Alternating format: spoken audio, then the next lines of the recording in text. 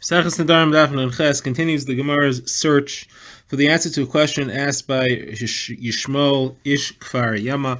His question was, if you have a plant like from the onion family that's a root vegetable, and you plant it in the ground and it grows, and the way it works is that the original vegetable, the original fruit, is still extant. It just adds on some growth. And the question is, that extra growth, is that considered to be a separate entity, which could theoretically be mevatel, the original growth, the original fruit, if it's more, or is it considered to be just a continuation of the original, and therefore it has the same halachos as the original, and even if it would be more, it can't be mevatel. So the Gemara is looking for proofs for this. We've already rejected a couple. The Gemara is going to now go on to its next one. And the Gemara's focus here, and looking for the proof, is just to show that it's an independent entity, that the additional growth when you replant the onion is an independent entity. Once we say it's an independent entity, we'll assume that if it would be the majority, it could be mevatel. So the Gemara's first proof is from a brisa quoting Rabbi Shimon, discussing the concept of a davar sheyesh la matirin. Davar sheyesh la matirin is something which is forbidden, but it could be eaten beheter. It could be used beheter. There is a mutter way of using it. You could either have a mutter time, or you could have a way of matering it. Now, says Rabbi Shimon, something which could be mutter, you cannot rely on bittul. There is no bittul. There is no shear. Because why should you eat it in a iser state through bittul? Use the heter that there is, be mater it, and then have it that way. Something which has no heter, not a davar sheyesh la matirin, that's where the concept of bittul applies. So he gives examples. He says tevel and meiser sheni and hektish and chadash. All of these things are davar sheyesh la matirin. Tevel, you could take truma and meiser and it'll become mutter. Meiser sheni and hektish can be redeemed. Chadash, you can bring a carbon omer and the iser chadash goes off. So all these things have davar sheyesh la matirin. You can't rely on bittul for any of these, even if they're mixed into a very large mixture of heter. Now, examples of a davar she'ein la matirin, he says, is truma. Truma will never become non-truma. Trumas meiser is just like truma, chala, and orla. All those things have no heter, and also kilayim, kilay haker. So the Gemara says, I have a kasha on you. And the kasha, the brisa itself says, we have a kasha on Rabbi Shimon. The kasha is from Shvius. Shemitah is something which is chayev beer. We're talking about Shemitah vegetables here. We're not talking about neva during Shemitah. We're talking about Shemitah vegetables. In the 8th year, they become chayev in beer. There's a time in which they must be removed from the home. That's it. They're usher now. If that's the case, there should be a davar she'ein la matirin. Yeah, we have a statement of the Chachamim who say very clearly that Shvius is not batel b'mina. It's a davar she'ein la matirin, and that the Chachamim say that it has no shear. It's not batel b'mina. So according to Rabbi Shimon, why not? Something which is davar she'ein la matirin should become a batel. So Rabbi Shimon answers and he says, I understand that halacha was not talking about what you think it is. It was not talking about where shvius was mixed into non-shvius, and therefore it's a davar she'ein la matirin. Shvius which is already after the zman beer. It's talking about before the zman beer. And the case that he gives is, he says, you had 6th year onions, you planted them, and they gained a little bit. Now they're in 7th year. You planted them in the 7th year. You planted them before the 7th year, and they grew in the 7th year.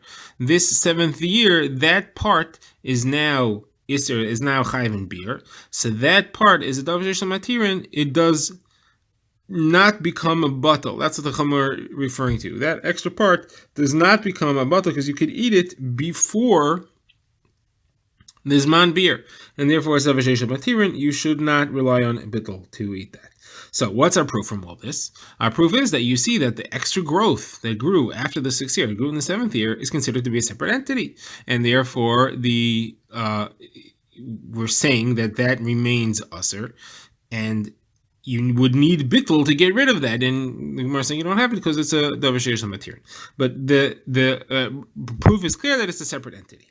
So Gemara says, this is not a proof because here it's a separate entity, l'chumra. Chumra. It's giving an extra strict halacha. It's maintaining its separate identity, that it maintains its chayiv beer.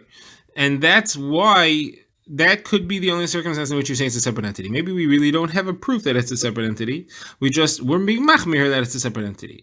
But in our case was that it is a separate entity, and it's the heter part. The extra growth is the heter part. And we want that to be mevatel the original growth, which is the yisr.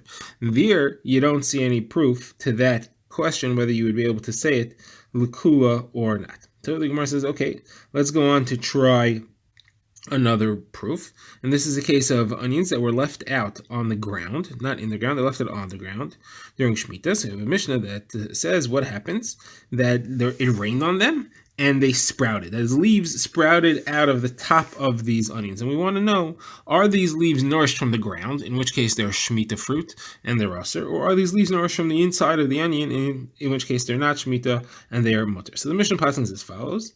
It says it depends on the color of the Shemitah of the leaves. According to one opinion, according to the other, it depends on the strength of the leaves. Either way, you're trying to figure out if they were nourished from the onion or nourished from the ground. So the first opinion says if the leaves were a dark green, then you assume it's nourished from the ground and it has an Isser Shemitah on it.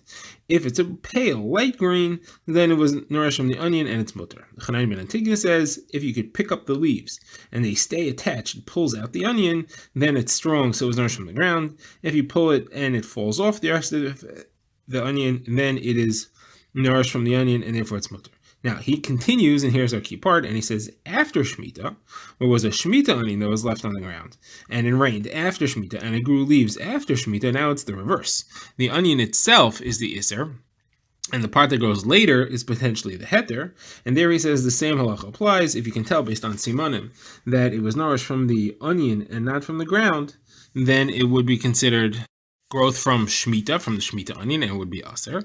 However, if it was strong and you can see that it was nourished from the ground, the new growth from the ground is now Shminis, and therefore that is Mutter. You therefore see clearly that the new growth is a separate entity. If it's the 7th, it's different than the 6th. And if it's the 8th, it's different than the 7th. As long as you could prove that it was new growth, it has a separate halacha, and therefore, in our case, it should also be able to be mevatel. So the Gemara says maybe there's no proof. Maybe here we're talking about a case where the onion was crushed. A crushed up onion, you don't say it gives its own halachic status to what grows out of it. Maybe we only asked in a case where it's a healthy, solid onion, that should maintain its halachic status even to the growth that comes later. But here we're talking about a crushed onion, and therefore it doesn't count for anything. We now go to our next raya, and this is from a brisa discussing two cases. The first case is not relevant. The first case is someone who's pruning leaves off the top of plants called chasayos. Chasayos are root vegetables from the onion family. Onions, leeks, garlics, things like that. So he's pruning the leaves off, and he's doing it together with a kusi. Now, the kusi is not trusted as far as these halachos, as far as halachos of meiser, and therefore we don't have to be afraid that the kusi did anything here, that he took meiser from it and replanted it or anything like that. It's considered to be vadai tevel. Certainly, there was no possibility that meiser was taken from it, and it's chayav and meiser fully, chayav and truma and meiser fully. So the halacha is that the leaves that you're cutting off is no problem. You could eat it because they're not considered to be a fully grown fruit. The halacha of all non-fully grown produces are not chayav and truma meiser yet. However, if you do take them out of the ground, then you have to take vadai meiser. It's not the mai, it's vadai chayav meiser. All right, that's the first case there. Second case, Rav Shimon ben Elazar says if you're working together with a Jew who is suspected of shvius violations. So now you have a problem because these onions may have been worked or planted on Shemitah and they could be Aser. So the halach is that after Shemitah, they're mutter. You don't have to worry about them. The leaves that you're cutting off after Shemitah are okay. So clearly, the reason is because even though he may have planted the onions during Shemitah, the leaves that grew afterwards are considered to be independent growth. They're growing in the 8th year, and therefore there's no problem with them. So you see again that they are an independent entity, and therefore that should solve our question. So Gemara wants to try to push this proof off. The Gemara tries a few ways to push it off. Gemara first wants to say maybe we're talking about that the plant here was not a plant that the root sticks around, that the root vegetable sticks and it just grows more. Maybe it's talking about some other plant like wheat or something where it's fully rotted before it grows a new plant. So that can't be. It specifically says chasayos, and if you don't know what chasayos are, I have a brisa that says an example of chasayos are luf, which is leek, shum, and bitzalim. So leek, onions, and garlics, these are all things that qualify as they grow more when you plant them. They don't completely rot and grow a new plant from scratch. So Gemara says, okay, maybe we're talking about crushed. Maybe the reason why they're separate here is because these were crushed up. So Gemara says that can't be because we're talking about somebody who was suspected of Shemitah violations. Why would he crush the onion and then plant it? Our whole suspicion here is that he planted the onion so it could grow more. If he's suspected of Shemitah violations, no reason for him to crush it. He's not trying to get rid of it. So therefore, that's not possible. the Gemara tries another way to push this off. The Gemara says maybe we're actually talking about where the onions or the chasayos, whatever they were pulled out of the ground and mixed with other ones of heter. And the reason why these are mutter is because they are batal. The onions themselves were batal in other onions. And it's not talking about where the leaves are cut off. So the Gemara says that can't be, because it says specifically, it says hamenachesh. It says somebody who was pruning leaves that are still in the ground. So therefore the Gemara accepts this proof. The Gemara says there you have a clear proof that the things which grow from an existing fruit are considered to be a separate entity. So Mar says, if so, this is the kasha on Rav Yochanan and Rav Yonasan, who we quoted on the last daf, who said that they're not a separate entity, and they cannot be mevato the original growth. So the Mar says, maybe the answer is as follows. And they were not talking about Shemitah fruits, Shemitah Isser. They were talking about other types of Isser, like Kilayim and things like that. Maybe Shemitah is different, and the growth is considered to be a separate entity in Shemitah, but not in other things. Why? Because the entire Isser of Shemitah comes from the ground. It's an Isser on the ground. The ground provides the Isser. Something like Kilayim, the Isser comes from the fact that you have two things that are growing near each other. It's not a ground-based Isser.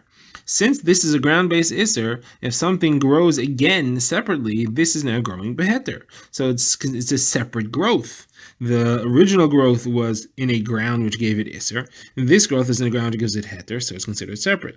But if you have, let's say, Kilayim, which grows in Kilayim and grows out of Kilayim, the Isser and the status is not coming from the ground. Maybe the fact that the ground grows doesn't change this halacha and is considered to be part of the original fruit. Says where that can't be. The fact that it's a ground-based Isser doesn't change the halacha. I'll prove it to you. I have a brisa that talks about fruits where meiser was taken, but not trumas meiser. Then these fruits are put into the ground, they're planted, and then they grow, and now they're 10 times as much. So what is the halacha of the original fruits, and what is the halacha of the new growth? So the new growth is completely chayav in meiser as from scratch. It's chayav in shmita now. If the new growth happened in the 7th year and the original plant was in the 6th year, it all has the din of new stuff. So it's chayav in meiser, it's chayav in shmita from scratch. The old stuff, you have to take trumas meiser on it from your old thing, and you have to give it its old cheshbon, and the fact that it was put in the ground doesn't change its halacha. You have to take from last year's growth, not from this year's growth. Now, here, what happened was that the Isser that was on it was Meiser and Shumas Meiser. Those are ground-based things. Those are mitzvos and isurim that come from the ground. Yet, we still see that when it's planted in the ground, it gives it a new halacha. The new growth is a different halacha than the old growth. The old growth has to stick with last year's fruit, and the new growth sticks with this year's fruit. So, obviously, the fact that it's Meiser coming from the ground did not change the halacha for it. You still have to take meiser for the old growth. The old growth did not have its halacha change, even though it was put in the ground. So this is different, and that's because truma and meiser are halachas that are caused by when they're piled up. They become chayiv in truma and meiser from the digun, from the time that they are made into a kri. Therefore, that is what is chal halacha. This thing was made into a kri once, and therefore it sticks with that original kri. It was not put into a new kri. It's not going to get different halachos for a new kri.